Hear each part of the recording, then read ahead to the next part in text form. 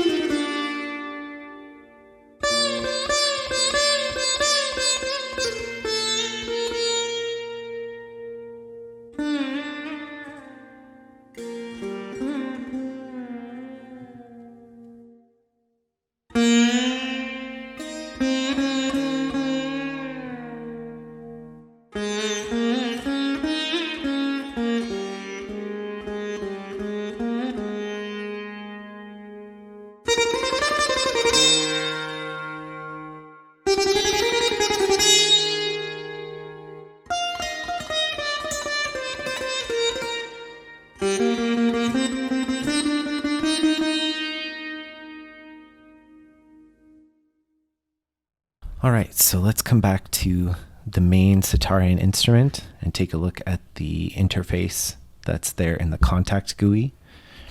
Keeping in mind, if you don't have the full version of Kontakt 6 or later, you will still be able to access the sounds. You just wouldn't get this interface. So some of the extra little features and conveniences wouldn't be there, but you would still be able to use the WAV files in other sample players. Right, so coming to the top, we have a few knobs here. So attack is and release are as expected. The offset controls where the sample starts. So you can kind of make a bit more of an artificial sound by pushing the offset later. Basically skips the transients and beginning of the sound. So that can be used to tighten things up or to create some interesting effects. Then we have the resonance, which is the resonance of the instrument.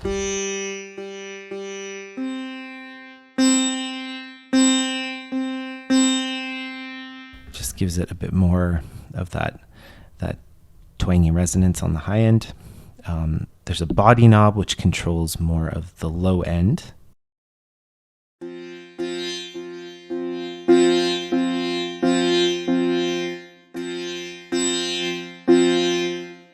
So just a little more presence when the body is cranked up.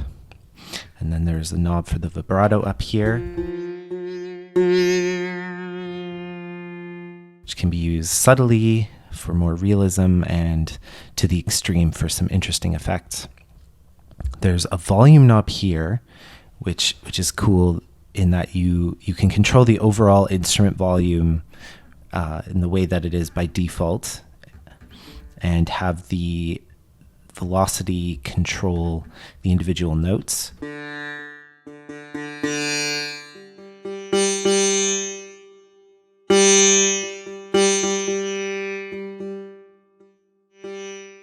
Or you can switch this by clicking in the middle to a dynamic mode where your velocity won't control the volume of the notes at all, and it's completely on the knob.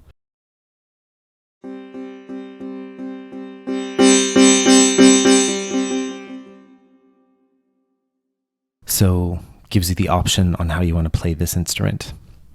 The next panel, we have the articulations. So you can click on the GUI to switch between the articulations as you saw in the preset walkthrough. It also can be controlled via key switches here. And under the global settings, you can decide if you want the key switch to be a latch or temporary. So I'm just gonna click on the key switches down here, but you can see if I click on this low D, it'll switch it to the sympathetic, and when I let go, it goes back to the pluck, and that's because I have the temp mode enabled. And then with the latching mode, it just stays there. So useful depending on how you want to use the instrument. You'll also notice up here there's a little tuning button, which is really cool. So when you go to edit, you can control which notes are allowed, and then if any of them will have some sort of special tuning. So you can do things yourself, or you can select from various categories and scales. So in the Western world, we have, all of the familiar and maybe not so familiar scales that you would have learned in like Western music theory. And then we have a whole bunch of North and South Indian scales here. So as an example, let's try this one.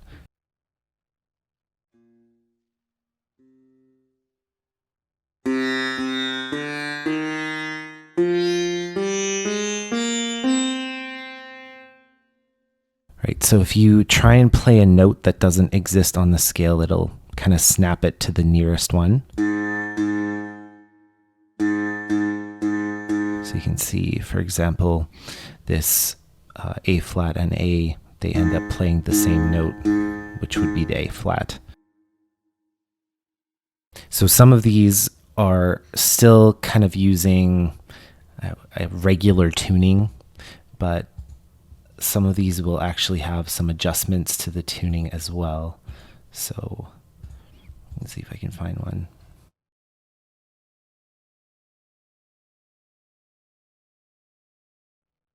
This Bayadi, for example.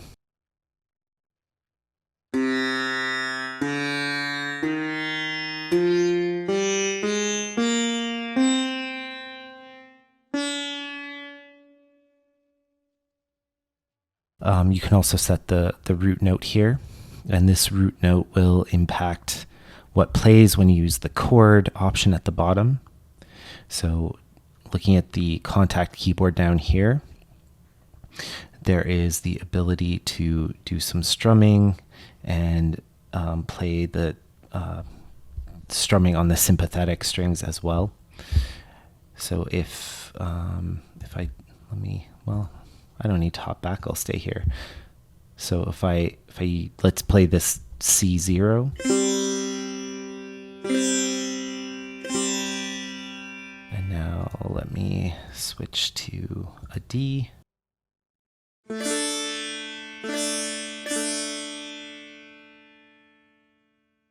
That changes to match the tuning you're working with, which is really handy. And maybe I'll finish going over this actually before I get into the middle part. So we've got the strum capability here. If you use the C0, it'll alternate between strumming up and strumming down. Or you can pick specifically if you're strumming up or down. Same thing up in the high end here with the sympathetic strings.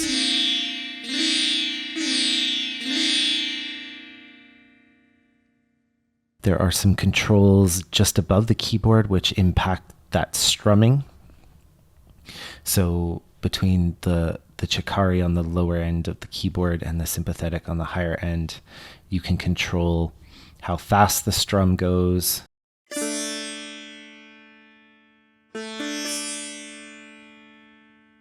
How many notes are part of the strum.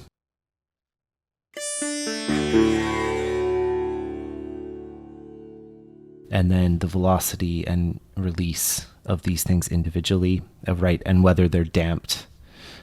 For the Chikari, whether it's damped and whether it's the first and fifth or a major.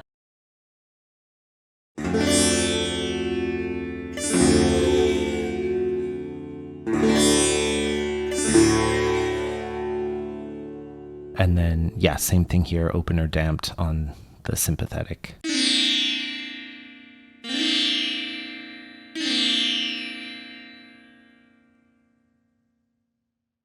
Back up to this middle area, so a couple of other options on your global settings. You can switch between normal, legato, and hammer modes on your play. So with normal, you'll be able to play as many notes as you want. If I go to legato,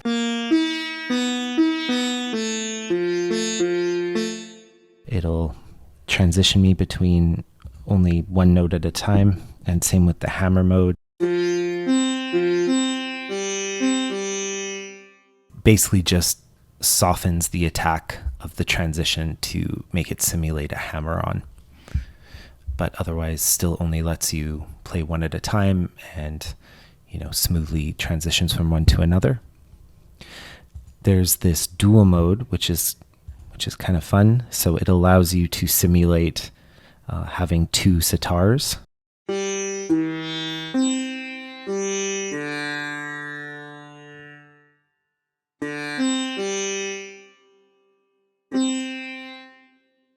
Down here, you can switch how they're looking in the stereo field.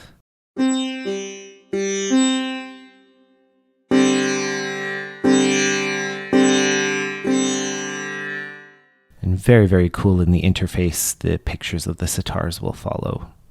So kind of a fun little feature there. You can also pick between the Sitar 1 and Sitar 2 round robins. And there's also control on the pitch bend range. So then in the middle here, we have for each individual articulation, you can allow a particular velocity range. You can decide on the panning, whether it's open or damped. And it's really handy to be able to change these per articulation and have it kind of stick with that articulation. So, for example, I have two different versions of a pluck here, just with the default preset. One of them is damped, one of them is open. And I could, if I wanted to, pan this one over. Might not make so much sense in the dual mode, but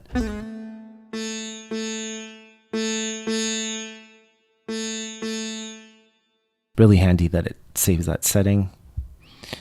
You can also see beside each articulation is a little volume icon, so you can actually adjust the individual articulation volumes and how they work with the global volume. So if you find you always want a hammer-on to be loud, for example, you could just bump this up and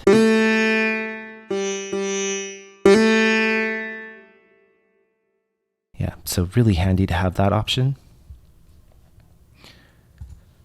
So next, the sequencer. We have an arpeggiator here, which is just super simple to edit. Just click and drag these. You can go up to 32 steps. You can actually save the sequencer settings or load some sequencer settings. And then they turn it off and on with this power button up here. There's a few cool features with this. So you saw this in one of the presets we looked at, but there's a gliss mode.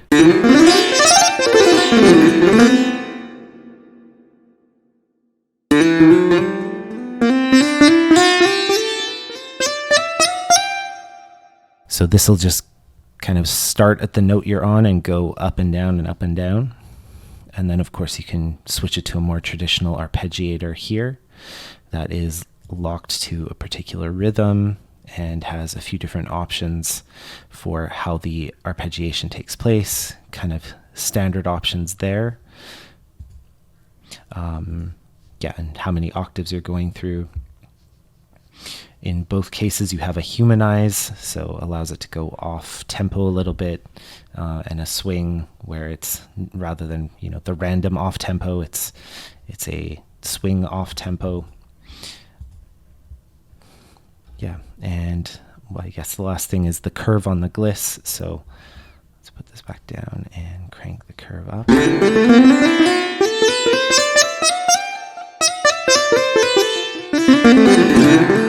Yeah, so this basically allows you to make the low end and high end of the gliss uneven. So I'll go. So you can see on the lower values of the curve, the low end of the gliss will be slower and the high end will be faster. And when you bump the curve up to the high end, the low end of the glissando is faster and the high end is slower. So some pretty cool options there. Next, let me pull up the phrases and just show some of the subtle differences. It's mostly the same, but there's just a couple little things.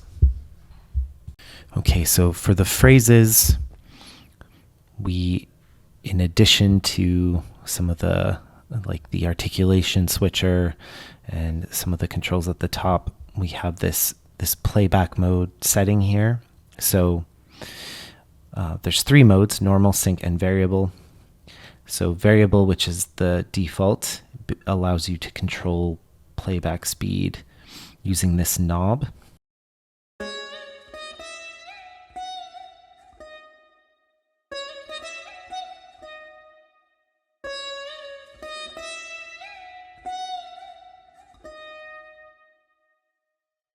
So you can go up to double the speed this way, down to 3/4 of the speed. And those have been selected because they're kind of, you can push the samples that far before they start to sound a little bit artificial and glitchy. But if you're within the realm of this knob, usually it'll sound okay. So it kind of gives you that peace of mind of, working within the knob. However, you can use the sync mode where it just stretches this to match whatever tempo your digital audio workstation is at. So right now I've got this 60 BPM and my DAW tempo is at 140. And so it's going to sound probably a little too fast compared to what we would be comfortable with.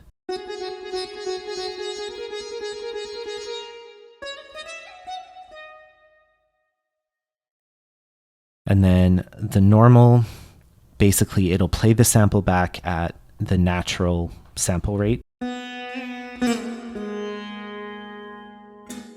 But if you pitch bend, it will squeeze and stretch the sample rather than trying to keep it at the same tempo.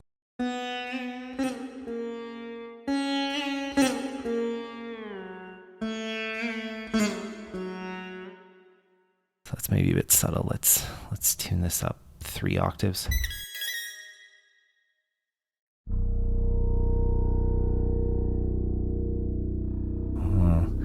Yeah. And as usual, stretching a sample to oblivion creates some really cool ambient effects. So don't forget to give that a try with this library. There's some really cool phrases, lots of phrases in here, which would lend themselves well to a bit of stretching and mangling and creating some really interesting soundscapes that way. Yeah, one other really cool thing here is, so in the sequencer window for the phrases, it'll show you the waveform, which gives you a good idea of, what the sample looks like and how long the sample you're playing is.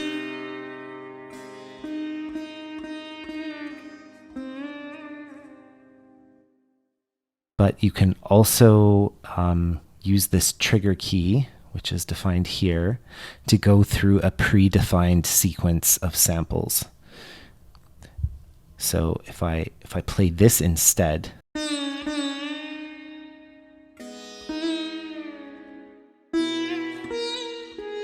you can see when I let go of the key, it switches to prime another sample.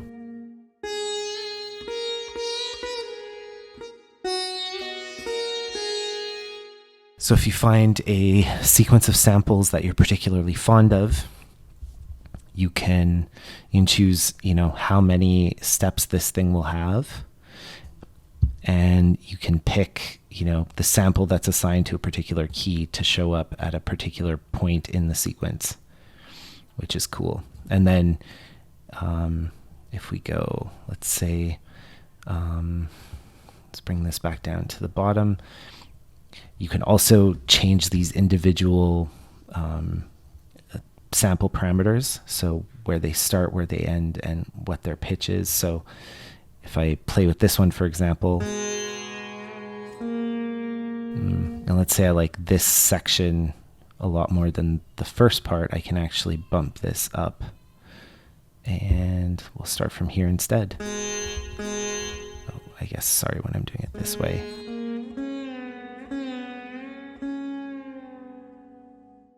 So it'll impact when you're playing it with this C1 or this trigger key sequence, but it won't impact it if you're playing in the normal range. So it gives you that versatility of playing through these like sliced versions, or whether you want to play the regular version. All right, and then the last thing that we have is common between the phrases and the non-phrases, which is the effects rack. So there are 8 slots, which are spread over two different pages in the GUI. In each of these slots, you can pick from a list of 27 effects, which range from filters and EQs to amps, and some dynamic effects, some stomps, and some delay and reverb. So you stick them in the slot, and then you can modify the parameters. Turn things on and off individually. Usually they'll have a mix in there that you can set individually. And there's also a few presets in the effects rack. So a couple examples here.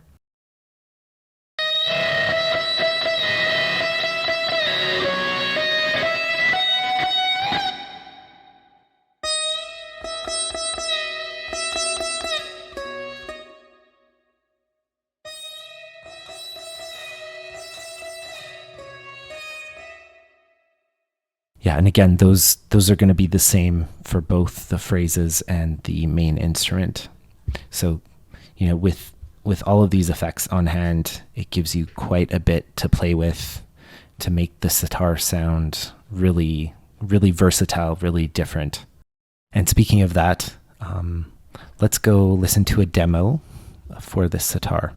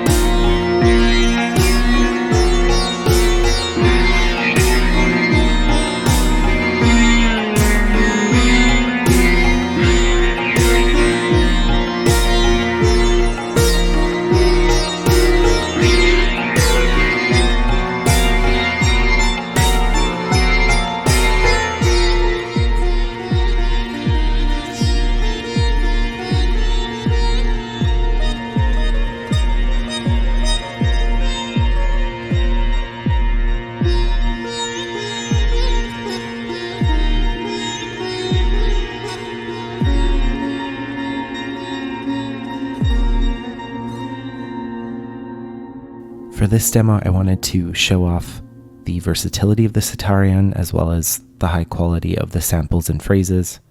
So I built it with kind of an ambient section and a battle section, thinking about a video game, for example, but also, the ambient section with a bit of an ambient twist, and the battle section with a bit of like a psytrance twist. So I think this instrument, in addition to being useful for, media composing and content composing, it feels like it could be really useful just to make some nice music, especially if you're into, things like Sybient.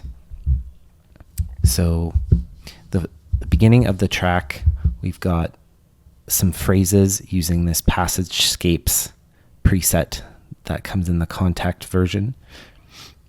I've also got this soloist here, so just, without really any serious effects, just plucking to add a little bit of something extra in there. Everything you see in this red and yellow band of colors is the Sitarion, without any external effects other than what was included with the Kontakt version of the instrument. I do have a couple of extras here to pad out the sound a bit and show it in a bit of a context, which does include the Symphony series, also by Soundiron. I've just thrown a little trombone and trumpet thing together here. So in this first part, let's focus a bit on these phrases. So with the passage scapes, you're getting, quite a nice wash and just quite a nice ambience to it.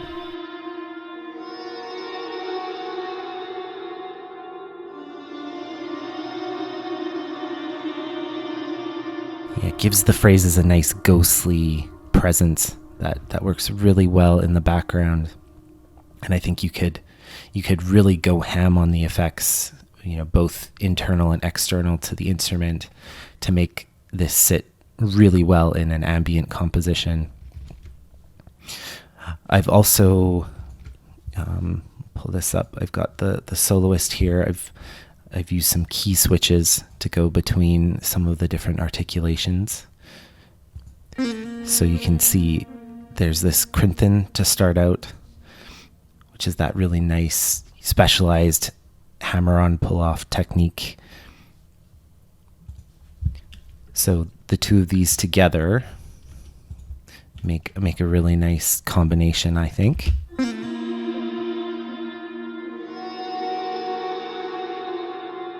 Just to give it that characteristic zing at the beginning of the song. And then I've got this distorted wash, so it's just the Sitarion with some effects in there. So some, basically distortion with this hot solo and rotator, and then a whole bunch of reverb. And you just get this nice wash.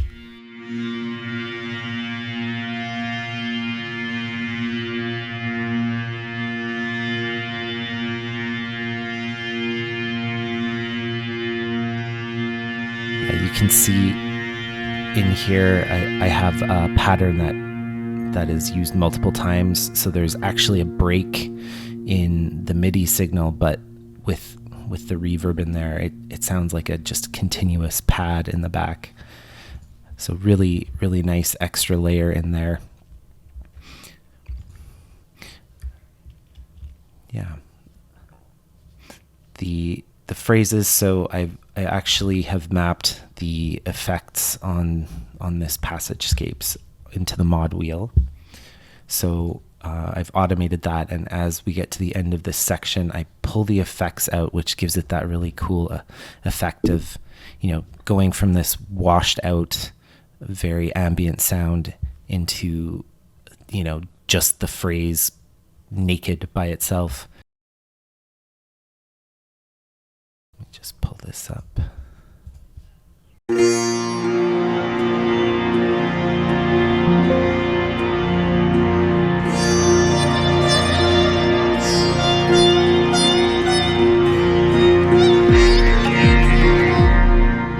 Yeah, so gives it the ability for a really nice transition to slowly pull those effects back.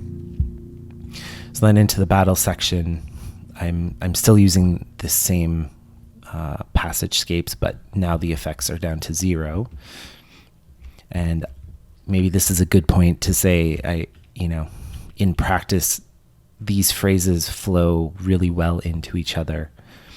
So if we just listen to a couple of these, I better get my automation back on.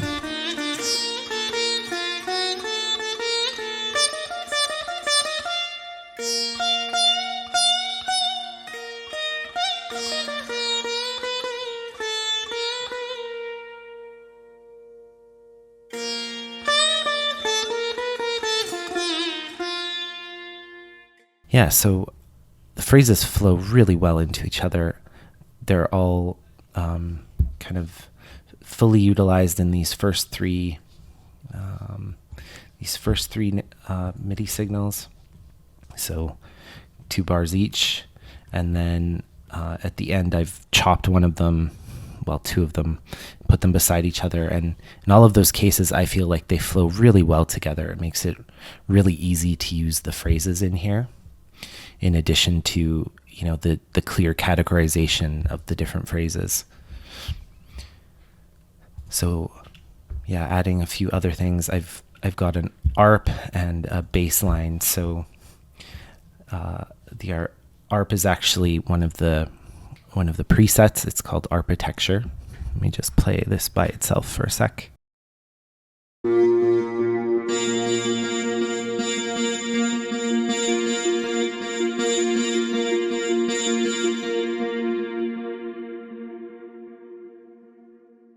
And then the bass line there is something that I just kind of put my own sequence in here.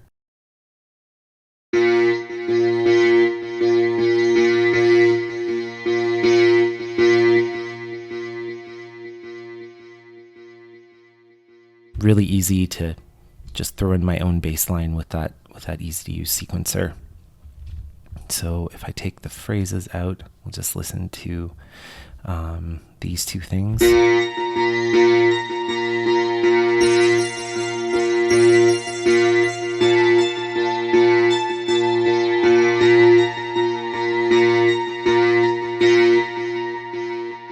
Lots of movement there.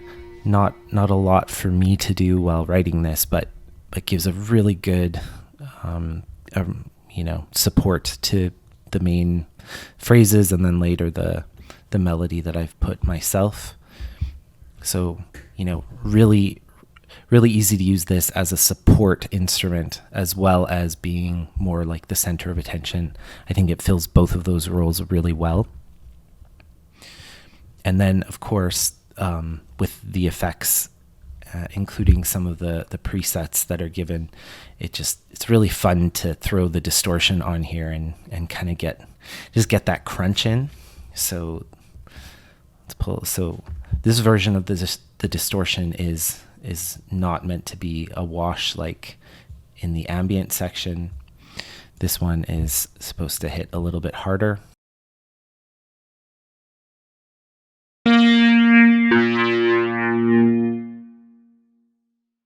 Yeah, so you can hear a bit more of that grit coming straight through. I didn't go too crazy on here, not making like, a metal version of a track, but you really could take this quite far, and it's just the sitar uniqueness gives it a really cool character, as well as some of these articulations. So actually in the track, I've punctuated some of the other things that are going on with some interesting distorted articulations. Yeah, so just something basic there, but let's listen to how this sounds by itself.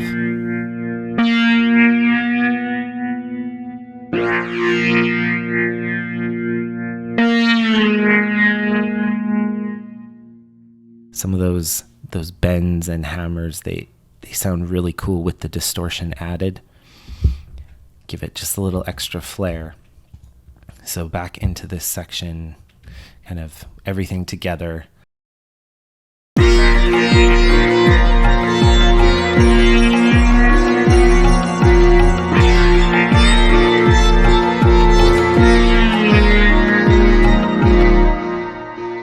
And then just a little custom melody with the solo that I threw in there myself, just to show you it sounds great if you want to build your own things in here too. I'm not a sitar player or anything like that, so I don't have the knowledge to make an appropriate melody to the instrument, but I can still, with the magic of VSTs and samples, make a melody to fit what I think suits the track.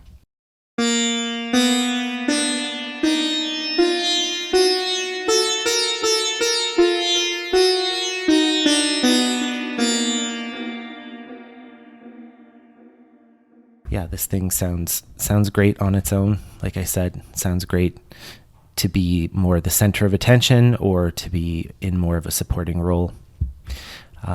And yeah, at the end of the track, just throwing the wash back in, the distorted wash back in, and then using another preset on the phrases called Recurring Dream, which has kind of this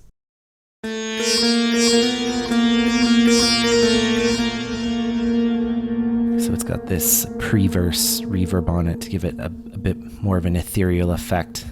But yeah, whereas the Passagecapes was more of like a wash, this one gives it a bit more of a, like disconcerting type of feel.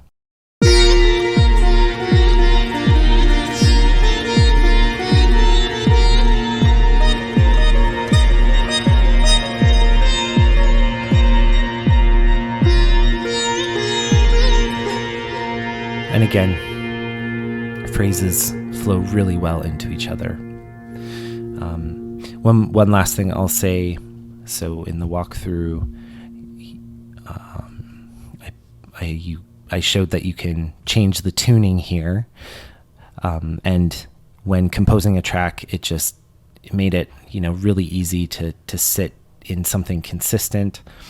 Honestly, even just to help with ideas, this is super useful. So to kind of put this scale, the Bhairav scale, on the instruments that I was doing myself, it really just helped me, get into the right mindset of being in this type of scale and in a consistent manner. So really, really helpful to have all of these options available to not only help you and guide you, but also to inspire you and just let you, see things that you might not have thought of before. All right, so that's a walkthrough for Sitarion by Soundiron.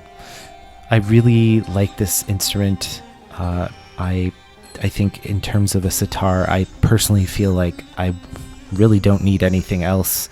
I've got a lot of articulations, really good quality, as is all of Soundiron stuff. Really well sampled, really clean, really easy to use interface for those that have Kontakt. Yeah, really comprehensive phrase library that can, help when you're stuck or lend some really authentic performances to a track. So yeah, highly recommended if you think you could use a sitar anywhere. If you're working in, let's say, an ethnic setting, that would be appropriate for a sitar. If you're doing even something like sci-fi or fantasy that has, the right sort of uniqueness to it. But also if you want something to add into, some of your more psychedelic tracks, between all of those things, I feel like it could fit really well. And with some of the effects and some of the effects presets, it can kind of range from, really straightforward to really gritty to really ethereal. So quite a lot when it's really, a face value, just a sitar. So yeah, really, really impressed by this library. Big thank you to Soundiron for providing us a copy of this library for review. Please, for those of you watching, don't forget to like and subscribe. Thank you for bearing with me to the end of the video, and we hope to see you next time on the Sampleist.